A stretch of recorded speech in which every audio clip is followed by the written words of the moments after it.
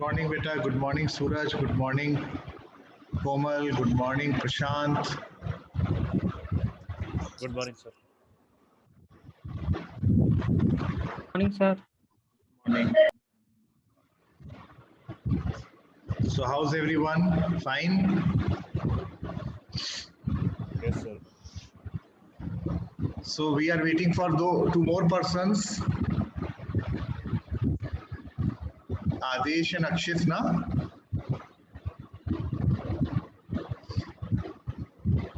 Hoping they are going to join soon. जल्दी आ रहे हैं। तब तक हम लोग टाइम वेस्ट ज़्यादा नहीं करते हैं, आगे बढ़ते हैं। तो आगे बढ़ने से पहले कुछ आपस की बातें करते हैं। हाँ, कुछ सवाल आपस में पूछते हैं। पहला सवाल कोमल से।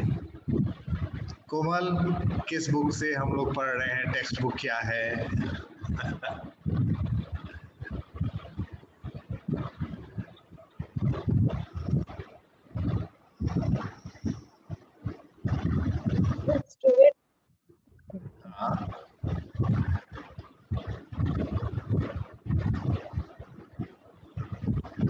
Stuart Russell and Peter Norvig, ठीक है।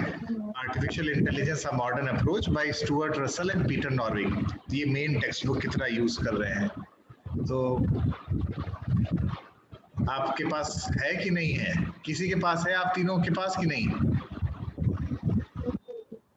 नहीं है? No sir. ठीक है। आप लोग ने गूगल क्लासरूम सभी ने ज्वाइन कर लिया? कल दोपहर तक तो नहीं ज्वाइन किया था सबने, इस समय कर लिया? हाँ सर, कर लिया। अगर सभी लोगों ने कर लिया तो आज मैं शाम को या कल जो है आपको इसकी सॉफ्ट कॉपी दे दूंगा। कम से कम आपके पास पढ़ने के लिए कुछ चीजें हो जाएं, ठीक है। और इस हफ्ते जितने भी अभी तक क्लासेस वगैरह हुए हैं उनके वीडियोस और कुछ और वीडियोस जो शॉर्ट में पूरा हमारा डिस्कशन हो रहा है उसको भी मैं आपसे शेयर करूंगा, ठीक है। तो पहला सवाल तो कोमल नहीं बता पाई ठीक से, बट याद अब हो गया होगा मुझे लगता है। Stuart Russell and Peter Norvig, ठीक है। Prashant, what is the Turing test? तो ट्यूरिंग टेस्ट में बेसिकली ये था कि जब एलन ट्यूरिंग ने एक सवाल पूछा था कि कंप्यूटर्स क्या मतलब सोच सकते हैं क्या। तो बेसिकली सर उसके लिए तो दो चीज़ें थी कि बेसिकली एक ह्यूमन एज ए इंटरोगेटर काम कर रहे थे एंड बीच में सर एक बैरिकेड या वॉल कह सकते हैं। एंड बेसिकली ये था कि जो ह्यूमन जो इंटरोगेट कर रहे थे वो क्वेश्चंस पूछ रहे थे एंड जो अपोजिट थे कंप्यूटर या जो भी थे चेक करने के लिए कि कंप्यूटर कैसे मतलब जवाब दे रहा है। मतलब बेसिकली ह्यूमन के लिए था कि उनको गेस करने के लिए कि अपोजिट में कंप्यूटर है या एक्चुअली कोई दूसरा ह्यूमन है। तो सर ये था ट्यूरिंग टेस्ट में चेक करने के लिए कि तो कंप्यूटर्स कैसे रिस्पॉन्ड कर रहे हैं। ठीक बात है। तो ये कैसे पता चलता है कि कोई मशीन ट्यूरिंग टेस्ट पास कर लिया है?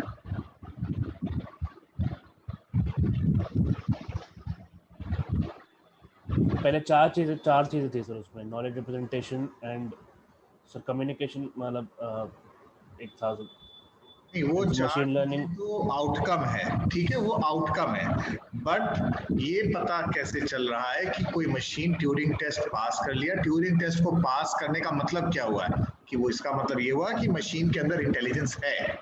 वो कैसे पता चल रहा है? यदि वो इंट्रोगेटर को डिसीव करने में सफल हो जाता है, सक्सेसफुल हो जाता है, तो ये कहा जाएगा कि उसने ट्यूरिंग टेस्ट को पास कर लिया है, ठीक है।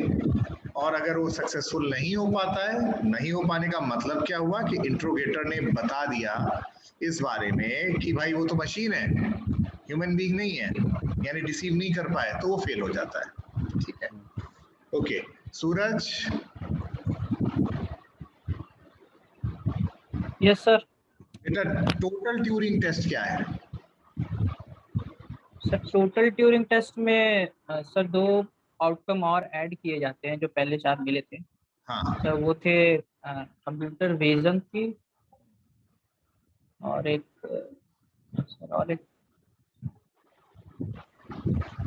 और रोबोटिक्स की। यहाँ रोबोटिक्स। यस। पहले क्या था कि चीजें थी कि उसमें 4 चीजें निकल रही थी, बट जब आप टोटल ट्यूरिंग के बारे में बात करोगे तो आप 6 चीज के बारे में बताओगे, ठीक है। 4 भी बताओगे और ये 2 भी बताओगे। और ये दो हैं क्या चीज, ये दो वो चीज है एक्स्ट्रा जो कि कम से कम, जैसे मैंने कहा था ना, हम आपके पास आना चाहते हैं, वहां रोबोटिक्स वाली बात आ जा रही है, तो इस चीज को हमने कहीं ऐड कर दिया। हम आपको देखना चाहते हैं तो हम विजन वाले पार्ट को भी ऐड कर दिया। ठीक है, ये हमारा टोटल ट्यूरिंग टेस्ट कहला रहा है। ठीक है, अक्षित,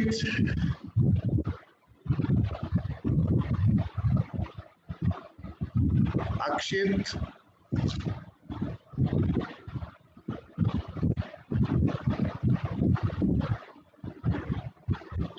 गुड मॉर्निंग बेटा अक्षित। Yes sir, morning sir.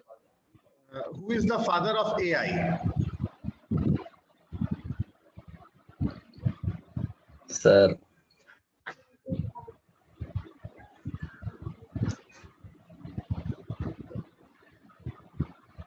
John McCarthy. ठीक है, John McCarthy. Yes, John McCarthy. John McCarthy, he is considered as the father of AI। ठीक है, ध्यान रखना। Father of AI. हाँ, यस सर। ठीक है। Aadesh. Yes sir. Good morning बेटा। So morning sir. आप ये मुझे बताइए कि आप ये आर्टिफिशियल इंटेलिजेंस का जो टर्म है ये कब आया और कहाँ आया?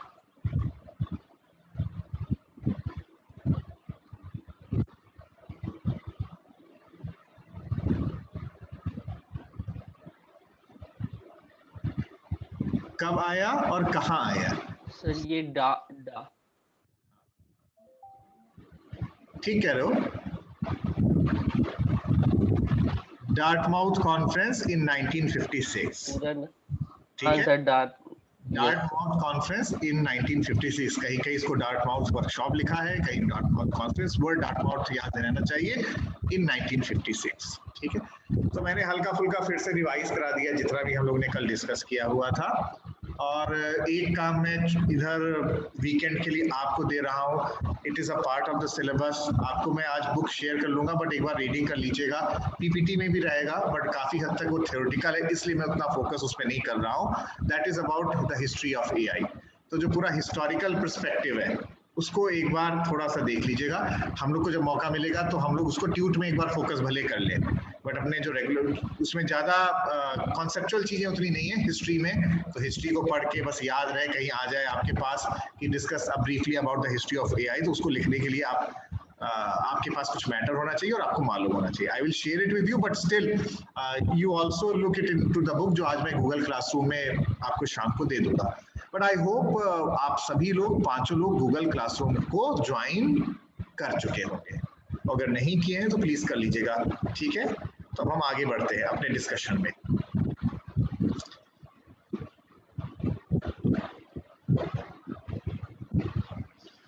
तो आज का जो हमारा डिस्कशन होने वाला है बेसिकली दो चीजों के बारे में हो रहा है। जैसे हर पर्टिकुलर सब्जेक्ट के कुछ अपने लैंग्वेज होते हैं, कुछ टर्म्स होते हैं, उनको हमें मालूम होना चाहिए, उनकी समझ होना चाहिए। तो यहाँ पर मैं कुछ टर्म्स हैं जो कि बीच बीच में आते रहेंगे, उनकी कुछ क्लैरिटी और उनकी कुछ समझ डेवलप करने के लिए आज का एक डिस्कशन होगा। और थोड़ा सा अगर मौका मिलेगा तो इसमें हम लोग और एक्सपैंड करेंगे और वेरियस कैटेगरीज ऑफ एनवायरनमेंट के बारे में भी बात करेंगे। तो आज का डिस्कशन बेसिक है इस चीज के बारे में डिस्कस करना कि आखिर एजेंट और एनवायरनमेंट क्या होता है। ठीक है, तो एक क्वेश्चन मैं आपसे पूछना चाहता हूँ। सपोज आप हैं और आप अपने किसी फ्रेंड को बुलाते हैं, और बुलाने के बाद जो चीजें एक्टिविटी होती हैं एज अ ह्यूमन बीइंग, तो वो क्या होती है? कुछ कोई आप बता सकते हैं? मान लो आपने कहा, आपने कोई बात उनसे कही, या आपने उनको बुलाया या आप उसके पास जा रहे हैं थोड़ा कुछ कहकर, तो क्या एक्टिविटी होती है, क्या क्या चीजें होती हैं? आप अपने फ्रेंड से कम्युनिकेट करना चाहते हैं सपोज,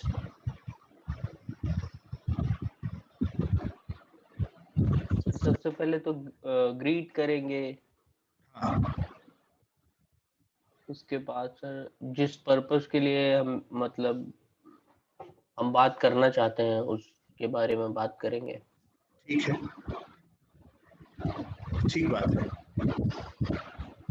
तो जैसे अगर देखा जाए तो तुम्हारा जो फ्रेंड है अगर वो एक पर्टिकुलर डिस्टेंस पर है और उसको तुम बुलाते हो तो क्या क्या एक्टिविटीज हो रही, but as a human being पहले हम उसको समझने की कोशिश करते हैं। यहाँ पर हम क्या कर रहे हैं कि सबसे पहले हम बुलाते कैसे हैं, अपने माउथ का यूज करते हुए उस दूसरे फ्रेंड से कहते हैं, उसका नाम लेते हैं और उसको हम बुलाते हैं, या हम कहते हैं कि हम आपके पास आ रहे हैं। किसी भी तरीके का कम्युनिकेशन यहाँ हो रहा है। तो हम किस चीज को यहाँ पर यूज कर रहे हैं, कम्युनिकेशन करने के लिए अपने माउथ का यूज कर रहे हैं। ठीक है।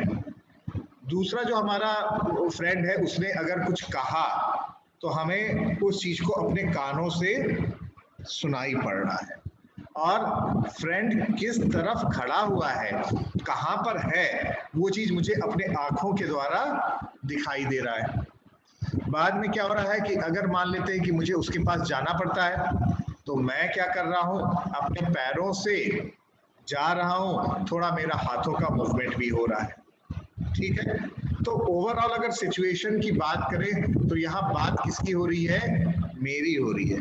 मेरी हो रही है अपने आसपास के एनवायरनमेंट के अंदर अपने फ्रेंड से इंटरेक्ट करने के लिए, और यहाँ पर मैं कम्युनिकेशन करने के लिए कुछ चीजों का इस्तेमाल कर रहा हूँ, और चीजों को पता करने के लिए भी अपने कुछ चीजों का मैं इस्तेमाल कर रहा हूँ। ठीक है, समझ में आ रहा? मैं एज अ लेमैन अभी बात कर रहा हूँ और इन्हीं से ही मैं आपके टर्म्स को निकालने की कोशिश करूंगा। ना अगर आप इस पूरे सिचुएशन को समझो तो यहाँ पर इन टर्म्स को भी ध्यान में रखते जाना। तो यहाँ हम कर क्या रहे हैं, हम चीजों को समझने की कोशिश कर रहे हैं जो बाहर है। मतलब यहाँ पर पहले कर कौन रहा है, मैं कर रहा हूँ। जो व्यक्ति कर रहा है तो वो कौन कहला रहा है, या जो चीज कर रहा है वो है एजेंट। तो I am as a human being, I am an agent.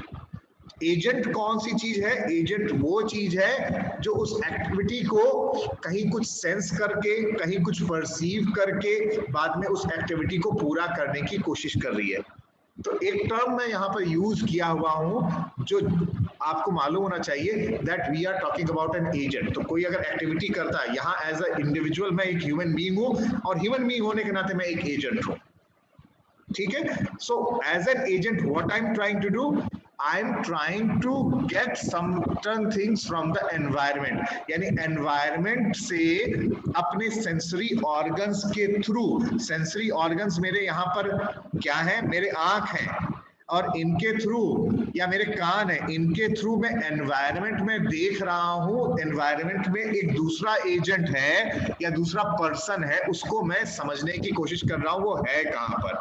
So what I'm doing here, as an agent, I'm working within the environment and I'm perceiving in the environment. Okay, and I'm perceiving with the help of my sensory organs such as my eyes. तो यहाँ पे एक जो दूसरा term आ रहा है, एक आ रहा है environment, और जो तीसरा टर्म आ रहा है वो आ रहा है sensors.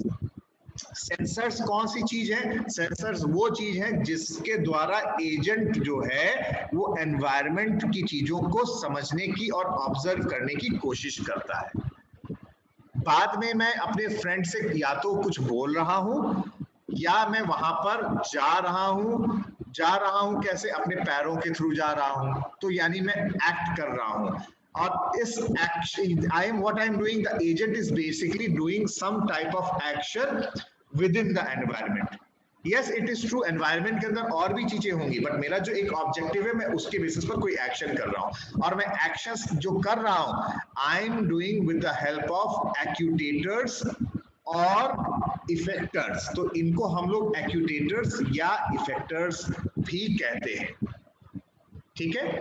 तो अगर देखो तो मैंने यहाँ पर 3-4 चीजें बोली हुई हैं, 3-4 टर्म्स बोले हुए हैं। इन टर्म्स की डेफिनेशंस आपको क्लियर होनी चाहिए और इन टर्म्स की सही समझ होनी चाहिए। एक टर्म है एनवायरनमेंट। एनवायरनमेंट में कौन है, एजेंट है। एजेंट काम कर रहा है एनवायरनमेंट के अंदर। ठीक है। तो एजेंट के बाहर जो कुछ भी है, एजेंट के बाहर जो कुछ भी है वो एनवायरनमेंट है। उस एनवायरनमेंट के अंदर मैं कुछ चीजों को समझ रहा हूं, जो समझ रहा हूं उसको, इस एक्टिविटी को बोला जाता है परसीविंग। और समझ कैसे रहा हूं, मैं समझ रहा हूं अपने सेंसर्स के थ्रू। जब मैंने उसको समझ लिया, फिर मैंने कुछ डिसीजन लिया, कुछ प्रोसेसिंग किया कि मुझे करना क्या चाहिए। जो भी मैंने डिसीजन लिया एज एन एजेंट कि मुझे करना क्या चाहिए, तो मैं उस एनवायरनमेंट के अंदर एक्शन कर रहा हूँ। और मैं वो एक्शन कैसे कर रहा हूँ, अपने कुछ यहाँ पर लेग्स के through as a human being अगर हमें, और इनको क्या कहा जाता है जिसके थ्रू हम लोग कर रहे हैं, इसको कहा जाएगा एक्यूटेटर्स। एक्यूटेटर्स का दूसरा सिनोनिम है इफेक्टर्स, ठीक है। या इसको और बेहतर ढंग से देखें तो और बेहतर ढंग से इस डायग्राम में अब हमें यहाँ पर समझ में आएगा, ठीक है। सो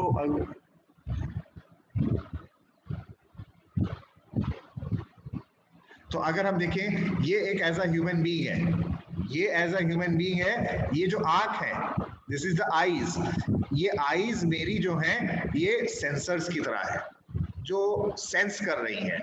ये एनवायरनमेंट है, एजेंट के बाहर जो कुछ भी है वो एनवायरनमेंट कहला रहा है। इस एनवायरनमेंट के अंदर जो चीजें हैं, जिसमें मेरा फ्रेंड भी है, मैं उसको परसीव कर रहा हूं, यानी परसेप्शन हो रहा है। परसेप्शन कैसे हो रहा है? मेरे सेंसर्स के थ्रू हो रहा है। जब मैंने कोई चीज सेंस किया तो एजेंट ने, ये पूरा एजेंट है, एजेंट ने कुछ प्रोसेसिंग किया। प्रोसेसिंग करने के बाद उसने तय किया, सपोज उसको वहां पर जाना है, तो ये लेग्स हैं। लेग्स आर बेसिकली इफेक्टर्स और actuators. They are known as effectors और एक्यूटेटर्स, और इनके थ्रू वो एनवायरनमेंट के अंदर वो एक्शन को परफॉर्म कर रहा है। तो ये जो डायग्राम दिख रहा है तुम्हें सामने, इसमें जो टर्म्स हैं उन टर्म्स को क्लियर होना चाहिए। जो काम कर रहा है वो एजेंट कहला रहा है, जिसके द्वारा वो समझ रहा है वो सेंसर है, जिनके द्वारा वो कर रहा है वो एक्यूटेटर है या वो इफेक्टर है। उस एक्टिविटी को जब वो कर रहा होता है वो कहा जाता है वो एक्शन को परफॉर्म कर रहा है। जब वो चीजों को समझ रहा होता है इसको कहा जाता है वो परसीव कर रहा है, तभी इसको परसेप्ट कर रहे हैं, कह रहे हैं। और इस पूरे जितनी भी चीजें हैं जिसके अंदर ये हो रहा है, इसको हम लोग एनवायरनमेंट का नाम दे रहे हैं, इसको हम लोग एनवायरनमेंट कह रहे हैं, ठीक है। क्लियर है यहां तक? किसी को कुछ बोलना है, कुछ पूछना है? तो क्वेश्चन छोटे छोटे जो आते हैं, what are effectors, what are actuators, what are sensors, what is an environment, what is an agent, ठीक है। तमाम सारे चीजें मैंने इतने 5 मिनट्स का जो अपना डिस्कशन है, एज अ ह्यूमन बीइंग एक एक्टिविटी के साथ जब हम अपने किसी फ्रेंड से इंटरेक्ट कर रहे हैं या एनवायरनमेंट में हम कोई काम कर रहे हैं, उसके बेसिस पर हम लोग यहाँ पर इसका एग्जाम्पल में हम लोग इन अलग अलग टर्म्स को हम लोग समझ रहे हैं, ठीक। तो अगर देखा जाए तो अब इसके आर्किटेक्चर को हमें थोड़ा समझने की जरूरत है। वैसे तो आर्किटेक्चर तो आपको क्लियर ही है, आपको ये चीज तो आपको क्लियर है ही। यहाँ पर अगर आप देखो तो जो प्रीवियस डायग्राम था जहाँ एज अ ह्यूमन बीइंग था, बट एक जो जेनरिक डायग्राम जो हम इस्तेमाल यहाँ पे करेंगे कुछ इस तरीके से करेंगे। तो आगे जब टाइप्स ऑफ एजेंट्स की बात करेंगे तो मैं इसी डायग्राम को फर्दर एक्सपैंड करूंगा। जो अर्लियर अभी हमने डिस्कशन किया हुआ है, तो अब अगर हम एजेंट की बात कहें तो एजेंट क्या है? An agent is anything that can be viewed as perceiving its environment through sensors and acting upon that environment through actuators, ठीक है। ये एजेंट की डेफिनेशन है। तो an agent is anything, I'm just repeating it, an agent is anything that can be viewed as perceiving its environment through sensors and acting upon that environment through actuators। तो जो previous diagram था, थोड़ा सा इसको हमने इसको architecture की बात यहाँ की। एजेंट जो है, एजेंट इंटरैक्ट कर रहा है विद इन द एनवायरनमेंट, चीजों को परसीव कर रहा है, और ये जो परसीव हो रहा है ये सेंसर्स के थ्रू हो रहा है, फिर कुछ प्रोसेसिंग हो रही है और प्रोसेसिंग करने के बाद कुछ डिसीजन लिया होगा क्या करना है, वो जो करना है वो एक्यूटेटर्स या इफेक्टर्स के थ्रू करेगा और वो फिर एक्शंस परफॉर्म होंगे। ये एक्शंस भी एनवायरनमेंट के अंदर ही होंगे। क्लियर है सर? हाँ बेटा। सर ये पूछ रहे थे कि एजेंट इन्वायरमेंट के अंदर खड़ा है क्या, जो भी एक्शंस को परफॉर्म कर रहा है? एनवायरनमेंट के अंदर जो एक पर्टिकुलर सिचुएशन के अंदर जो है एजेंट तो है, बट जितनी भी चीजें एजेंट के बाहर हैं, जितनी भी चीजें एजेंट के बाहर है हम उसको एनवायरनमेंट कर रहे हैं जिसमें वो काम कर रहा है। ठीक है, जैसे हम आप क्लास में आते हो या इवन हम अगर करंट क्लास में जब आते हो तो क्लास में भी तो तमाम सारी चीजें होती, मैं होता हूँ और मैं एज एन अगर इंडिविजुअल बात करूँ तो मैं क्लासरूम के अंदर आता हूँ, आप लोग बैठे हुए हो, तो अगर मैं अपने पॉइंट ऑफ व्यू से बात करूं तो आप लोग भी एक एनवायरनमेंट के अंदर हो जिसके थ्रू मैं आपसे इंटरैक्ट कर रहा हूं और साथ में जब मैं आपसे बातचीत कर रहा हूं या कम्युनिकेशन कर रहा होता हूं वो अपने किसी सेंसरी ऑर्गन्स के थ्रू मैं इस काम को कर रहा हूं। और इस समय भी अगर देखा जाए जो हम लोग ऑनलाइन क्लास ले रहे हैं, इस ऑनलाइन क्लास के दौरान भी यहाँ पर भी एक सिचुएशन कुछ ना कुछ बन रही है। यहाँ पर भी अगर देखा जाए एज एन इंडिविजुअल मैं आपसे इंटरेक्ट कर रहा हूँ, बस मेरे पास एक मीडियम अलग है, एक इलेक्ट्रॉनिक मीडियम आ रहा है, इस मीडियम के थ्रू एक सिचुएशन ऐसी है जहां पर मैं आपके साथ इंटरेक्ट कर रहा हूँ। ठीक है? Yes sir.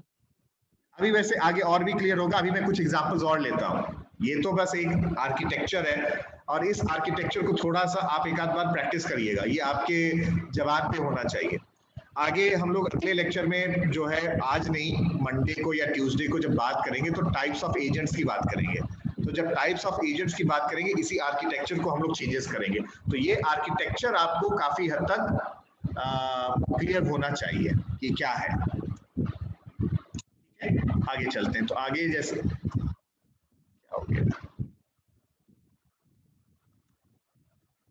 और एग्जांपल्स हम लोग लेते हैं। तो यहाँ पर हम लोग जो बातें कर रहे थे वो बातें बेसिकली किसकी कर रहे हैं, वो बात कर रहे हैं ह्यूमन एजेंट की। और ह्यूमन एजेंट में जो सेंसर्स आ रहे हैं वो आईज, ईयर्स, ये सारे हमारे सेंसर्स हैं जिसके थ्रू एनवायरनमेंट की चीजों को मैं परसीव कर रहा हूँ, जिसके थ्रू मैं एक्शन को परफॉर्म कर रहा हूँ, उनको हम लोग एक्यूटेटर्स कह रहे हैं या इफेक्टर्स कह रहे हैं। और जो एक्शन परफॉर्म हो रहे हैं वो मेरे लेग, हैंड्स और माउथ के थ्रू हो रहे हैं। तो कभी कभी छोटे छोटे क्वेश्चंस ऐसे भी आते हैं कि आपको एक सिचुएशन बता दी गई और आपको अब वहां पर सेंसर्स, एक्यूटेटर्स और उस एजेंट से रिलेटेड चीजें आपको बतानी पड़े। ठीक है? सिमिलरली अगर मैं रोबोट की बात करता हूं तो रोबोट कर क्या रहा है, रोबोट को जो विजन हो रहा है वो किसी कैमरा के थ्रू हो रहा है जो वो देख पा रहा है, या IR रेंज फाइंडर्स, IR का मतलब है इंफ्रारेड। मान लेते हैं कुछ कैमरा ऐसा है या चीजें ऐसी समझ में आ रही हैं, कुछ उसके पास रेज ऐसे हैं जो ये बताते हैं कि वो जैसे आगे बढ़ रहा है ना तो ऑब्जेक्ट कितनी दूर है, कितने डिस्टेंस पर है, रेज वहां पे रिफ्लेक्ट होके वापस आ रहे हैं और इसको वो सेंस कर रहा है। तो जो सेंसर्स हैं ये रोबोट के पॉइंट ऑफ व्यू से हो सकते हैं। और वो चलेगा कैसे, वो चल रहा है बेसिकली एक्टिविटी को परफॉर्म कर रहा है, एक जगह से दूसरी जगह पर जाने का वो मोटर्स के थ्रू कर रहा है। तो ये बात किसकी हो रही है, रोबोटिक एजेंट की। उसी तरीके से सॉफ्टवेयर एजेंट्स हो सकते हैं। तो सॉफ्टवेयर एजेंट्स में हमें जो चीजें दिख रही हैं, हमें जो फाइल के अंदर कंटेंट है जो एज एन इनपुट में डाल रहा हूँ, जो ऑब्जर्व कर रहा हूँ या मैं जो डेटा को डालता हूँ वो मेरे सेंसर हो सकते हैं। और उसके बाद जब एक्टिविटी सॉफ्टवेयर परफॉर्म करती है यानी प्रोसेसिंग करती है, उस प्रोसेसिंग करने के बाद आउटपुट आता है। आउटपुट कैसे पता चलता है, हो सकता है किसी और फाइल में आउटपुट आए, हो सकता है वो मुझे डिस्प्ले हो, वो तो डिपेंड करता है क्या सिचुएशन है। तो अलग अलग तरह के एजेंट्स हो सकते हैं और एजेंट के साथ मुझे ये टर्म्स ध्यान रखना चाहिए कि सेंसर्स क्या हो सकते हैं, एक्यूटेटर्स क्या हो सकते हैं, एनवायरनमेंट उसके अंदर क्या हो सकता है। ठीक है, क्लियर है बेटा? आगे और चलते हैं। बात तो हम एजेंट की कर रहे हैं पर वास्तविकता तो ये है कि हम आज के समय में अगर आर्टिफिशियल इंटेलिजेंस की बात करें तो हमें इंटेलिजेंट एजेंट शब्द ज्यादा समझ में आता है या हमारे लिए ज्यादा रेलेवेंट है? So there is a difference between agent and intelligent agent. Intelligent agent में कुछ चीजें और होंगी जो जुड़ गई हैं एजेंट के अंदर। क्वाइट ऑब्वियस सी बात है, जो एजेंट में होना चाहिए, एजेंट में क्या होना चाहिए? सेंस कर ले और एक्ट करें, ये दो चीजें तो होंगी ही होंगी। बट साथ में अगर देखा जाए तो एक चीज ये भी हम चाहते हैं कि ऑटोनॉमस, जैसे एज एन ह्यूमन बीइंग जो मैं चाहता हूं मैं वो करता हूं, मैं खुद डिसाइड करता हूं परिस्थितियों के हिसाब से। सड़क पे मैं जा रहा हूं, अचानक मुझे जाम मिलता है, तो ये तय कौन करता है कि मुझे रास्ता बदलना चाहिए? ये मैंने डिसीजन खुद अपने आप ले लिया, मुझे कोई और तो बता नहीं रहा है कि आप ऐसा करो। तो ये जो बात आ रही है कैरेक्टरिस्टिक्स ऑटोनॉमस की, ये भी एक जरूरत होती है इंटेलिजेंट एजेंट के अंदर। बट 100% ऑटोनॉमस हो ये कोई जरूरी नहीं है। मार्स पे जो मिशन गया हुआ था और वो जो रोवर्स भेजा गया था, तो जो ऐसे ऑब्जेक्ट्स होते हैं, जो मिशनरी ऑब्जेक्ट्स जो दूसरे जगह पर भेजे जाते हैं, उनके अंदर भी यही सब एक्टिविटीज ये कैरेक्टरिस्टिक्स होती है। बट काफी हद तक कुछ चीजें ऐसी भी होती हैं कि वो ऑटोनॉमस भी होती हैं और परिस्थितियों के अकॉर्डिंगली वो खुद भी अपने आप डिसीजंस लेती हैं। बट यहाँ पर चूंकि वो दूसरी जगह पर है और कभी कभी ऐसी चीजें भी होती हैं जो शायद वो ना कर पाए, तो अर्थ पर बैठे हुए अलग अलग जो स्टेशंस हैं, जो साइंटिस्ट हैं, वो उनको मदद भी करते हैं। बट आइडियल सिचुएशन तो यही है कि ऑटोनॉमस हो और साथ में रैशनल होना चाहिए। रैशनल शब्द शायद अभी तुरंत समझ में ना आए, इसको अभी हम लोग आगे और आप बात करेंगे तो समझ में आएगा। बट हम अगर एजेंट की बात कर रहे हैं तो एजेंट में तो कुछ चीजें हो गई, परसीव करना और एक्ट करना।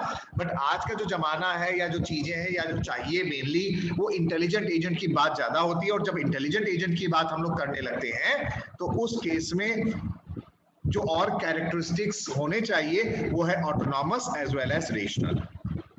ठीक है, तो देखो, तो अभी तक जो हम लोग का पिछला 15 मिनट का डिस्कशन हुआ है, इस 15 मिनट के डिस्कशन के दौरान बहुत कुछ चीजें होती जा रही हैं जो हम लोग बात कर रहे हैं, और ये अलग अलग डेफिनेशंस आ सकते हैं। ये मैं बार बार हल्का सा रिमाइंड भी कराता रहता हूँ। तो जब बात आती है इंटेलिजेंट एजेंट की और उसकी डेफिनेशन लिखने की जरूरत पड़े तो सेंसर और एक्यूटेटर्स की तो बात करेंगे, बट एक लाइन ये भी लिखेंगे, it is desirable that it should be autonomous in nature also. वो अलग बात है कि वो कितना ऑटोनॉमस होता है, बट डिजायरेबल है। Along with that it should be rational. ठीक है, अभी तक किसी को कुछ पूछना है आगे चलने से पहले?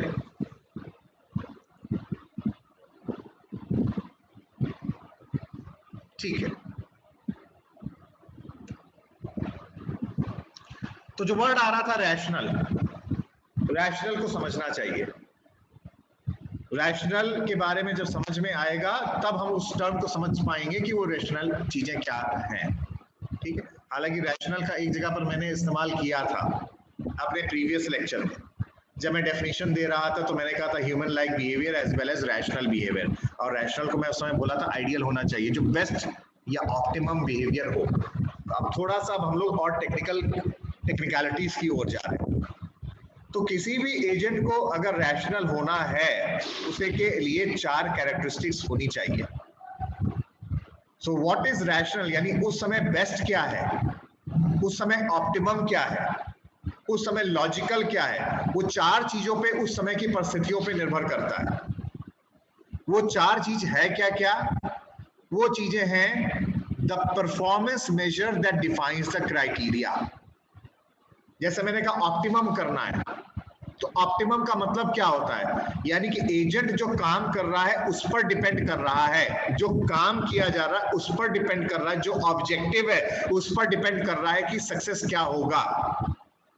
अगर मैंने वैक्यूम क्लीनर का एग्जांपल लिया हुआ है तो वैक्यूम क्लीनर के पॉइंट ऑफ व्यू से हमारा परफॉर्मेंस मेजर ये हो सकता है कि वो कितनी जल्दी डर्ट को साफ कर सकता है। किसी और के लिए एक मेजर और ऐड हो सकता है कि जो आवाज जनरेट हो रहा है, जो नॉइज आ रही है, वो कम आए, हमें पता भी ना चले और वैक्यूम क्लीनर अपना काम कर ले जाए। यानी कि इस चीज पर बहुत कुछ निर्भर हो रहा है ऑब्जेक्टिव के ऊपर कि परफॉर्मेंस मेजर क्या है। तो जो ऑब्जेक्टिव है उस एजेंट का, उस पर डिपेंड करता है परफॉर्मेंस मेजर। ठीक है, so the performance measure defines the criteria of success. Optimum क्या होगा, बेस्ट क्या होगा, ये ऑप्टिमम वर्ड हमें कैसे पता चलेगा, बेस्ट बेटर कैसे है, ये बेटर कैसे है, इस चीज में पता चल रहा है कि हमारा सक्सेस क्या है, हमारा सक्सेस का क्राइटेरिया क्या है। दूसरा, the agent's prior knowledge of the environment. हमें मालूम जितनी चीजें हैं हम उसी के हिसाब से ही तो काम करेंगे। जो करंट परिस्थितियों में मुझे जो चीजें मालूम है, कुछ चीजें ऐसी हो सकती है कि मैं बेहतर कर सकता हूं बट मुझे मालूम ही ना हो, तो रैशनल उस समय क्या होगा, यानी बेस्ट क्या होगा, वो इस पर भी डिपेंड करेगा कि कितनी योग्यता है या कितना मालूम है। जितनी नॉलेज प्रायर है अभी उस एनवायरनमेंट के अंदर, उस पर डिपेंड करेगा कि उस सिचुएशन पे डिपेंड करेगा कि बेस्ट या ऑप्टिमम क्या होने वाला है। ठीक है, तो दूसरा हो गया the agent's prior knowledge of the environment. तीसरा है the actions that the agent can perform.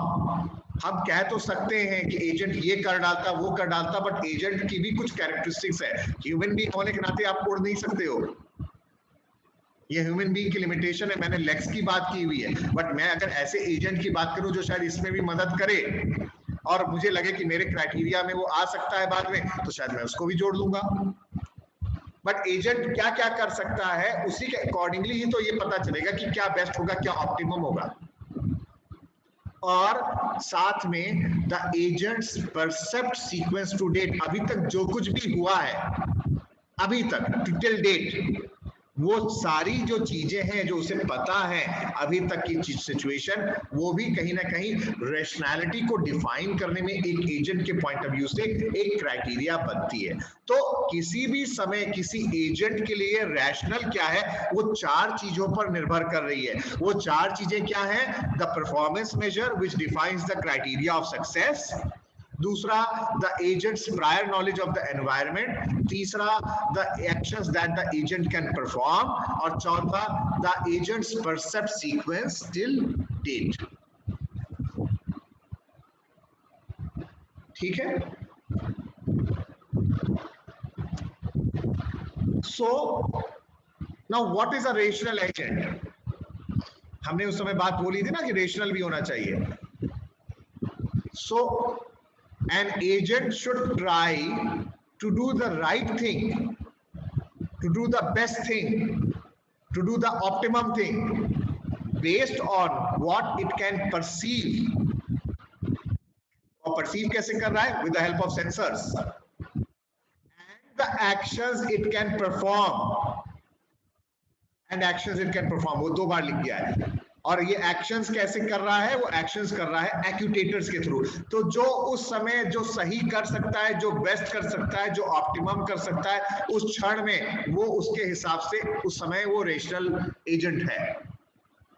The right action is the one that will cause the agent to be most successful. और ये मोस्ट सक्सेसफुल किस पर depend करेगा, ये most successful depend करेगा मेरे सक्सेस क्राइटेरिया पर, कि कितना सक्सेसफुल हम हैं, ये डिपेंड करेगा जो मैंने सक्सेस क्राइटेरिया को डिफाइन किया हुआ है। सो आई होप आपको अब रैशनल एजेंट का कॉन्सेप्ट क्लियर हुआ होगा। तो आज का लेक्चर काफी इंपॉर्टेंट है, specially with respect to small questions. What is an agent, what do you mean by perception, what are actuators, what are effectors, ठीक है, what is an environment, what is an intelligent agent, what is a rational agent, what are the criteria for an agent to be rational. So there are 4 criteria. काफी हमारे आज बहुत सारे छोटे छोटे सवालों के आंसर्स आ रहे हैं, और साथ में आज का जो डिस्कशन है मेरे आगे के लेक्चर्स का बेस बन रहा है, और ये टर्म्स हमें अब समझ में आना चाहिए। तो मैं अब थोड़ा सा शब्दावली बदलने लगूंगा आगे। अब मैं फिर वर्ड एजेंट का यूज करूंगा। इस एजेंट का काम ये है, ठीक है। किसी को कुछ कहना है, बोलना है? ठीक, फिर आता है एक, कभी कभी लोगों में कंफ्यूजन होता है। ये कंफ्यूजन क्या होता है, दो शब्द हैं, रेशनैलिटी के और ओमनी साइंस के, और ये लगने लगता है दोनों एक ही चीज है, पर दोनों में फर्क है। जब हम बात करते हैं ओमनी साइंस का, तो उस समय जो एजेंट है ये मालूम है कि क्या रिजल्ट होने वाला है, क्या बेस्ट होने वाला है। वेयर एज रैशनल एजेंट अपने करंट सिचुएशन, करंट नॉलेज के बेसिस पर जो बेस्ट परफॉर्मेंस है वो करता है। जैसे as a human agent, as an individual मुझे सड़क को पार करना है, तो मुझे मालूम है, अगर मैं ओमनी साइंस के कॉन्सेप्ट की बात कर रहा हूं कि सड़क को पार करने का मतलब हो गया, मेरा एंड रिजल्ट है कि मैं एक तरफ से दूसरी तरफ पर मैं पहुंच गया। बट सपोज ऐसा होता है कि मैं जब सड़क को पार कर रहा था, अचानक मैं देखता हूं दूसरी तरफ से कोई अचानक आ रहा है, या ऐसी सिचुएशन होती है कि ऊपर से कोई बहुत बड़ा पत्थर ऊपर से गिर रहा है और अचानक मेरे ऊपर गिर गया, मुझे पता ही नहीं चला, तो यहां पर मैं पार नहीं कर पाया, शायद मुझे चोट लग गई और मैं वहां गिर गया। बट अपनी करंट परिस्थितियों के हिसाब से मैं बेस्ट करने की कोशिश कर रहा था। ओमनी साइंस में एंड रिजल्ट क्लियर है।